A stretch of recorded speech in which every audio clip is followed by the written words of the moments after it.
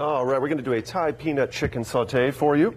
And what I've started out with here is a little bit of touch of sesame oil and canola oil. And then I've got some chicken breasts that I marinated just a little bit with some garlic and ginger. We'll get that sauteing there. Love that sound. Now, the question I always have, Chef Charles, when you're here is this something that I can do? Well, you're going to see how easy it is in the next 3 or 4 minutes. It's something anyone can do, actually. So we're going to get the chicken sauteing here. And then we have, as this goes, I've got some other ingredients here. I'm going to put a little bit of chopped garlic, chopped jalapeno, and ginger as well.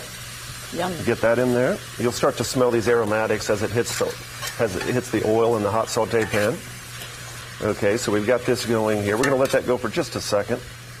And then this is something you can get prepped ahead of time. You can see I came in with all the vegetables prepped up.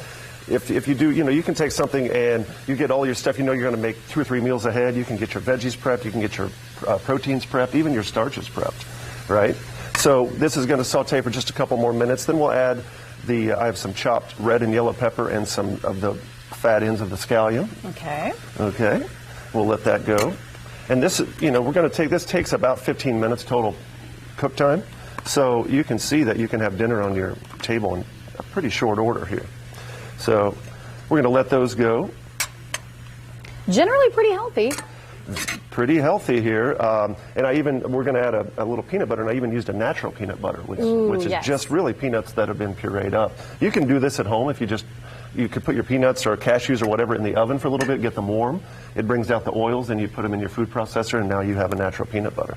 And this is looking almost like a carbohydrate-free meal. I mean, depending on what you might serve it with some rice or something. Yeah, I have a little bit of jasmine rice, but you could go totally carb-free and just have this like this, right?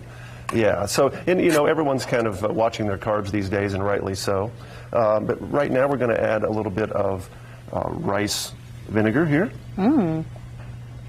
And then we have a little bit of low-sodium soy sauce. I always use the low-sodium as that helps you control your salt intake. You can also add a little, if you need to taste it at the end.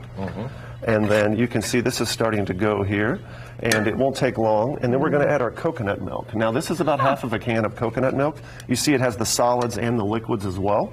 You just put all that in. The solids will then start to melt and incorporate into the sauce, and you'll have that creamy texture without dairy.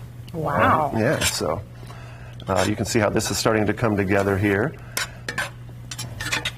And then we're going to add our natural peanut butter here. It's a little looser, as you can see.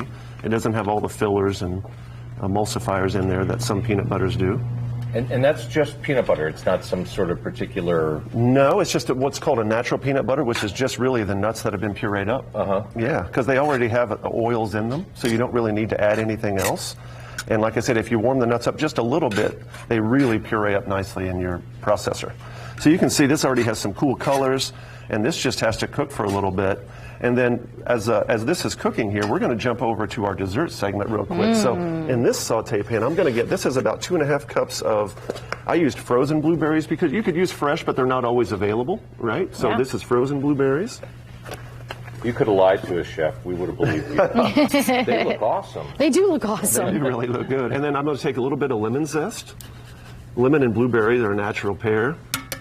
And this will help kind of break some of the sweetness of the berries. I'm going to add a little bit of sugar as well and the juice of these lemons. So we're going to let this cook for about 5 minutes or so, and we'll put the juice of the lemon in there. As such, trying to not get any of the seeds. So he's making us individual pies, so I'm eating the whole thing. Individual blueberry pies. Yeah. What I'm always astounded at is he's got basically 2 dishes going at once, and he's not lost the divine gift of articulate speech. He can talk and cook. When I did my little enchilada casserole here, I thought I was doing great, but I realized I wasn't speaking. I was just cooking. It didn't make for great TV. In your mind, it was going to go differently. Exactly. So I'm adding a little bit of powdered sugar here. Now you'll know powdered sugar is just regular refined sugar that has cornstarch added to it, so it's a natural thickener. Nice. So this will thicken up as it cooks. The berries will start to release some of their juices, and this will come together quite nice.